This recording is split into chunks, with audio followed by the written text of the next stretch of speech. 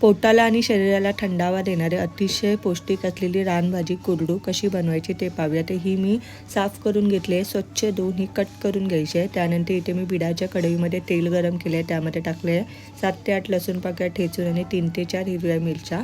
आता लसणीचा कलर हलकासा चेंज झाला की मग ह्यामध्ये टाकूया आपण 2 मोठे कांदे जाडसर चिरलेले. पालेभाजीसाठी शक्यतो जाडसर कांदा चिरायचा, मग तो खाताना छान लागतो.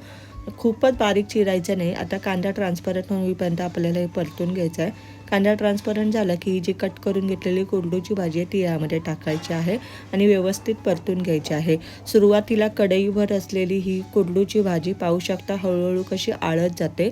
शक्यतो मीठ शेवटी टाकायचं, कारण भाजीचा अंदाज आपल्याला सुरुवातीला येत नाही. थोडीशी भाजी आली की मग यामध्ये मीठ टाकायचं आहे.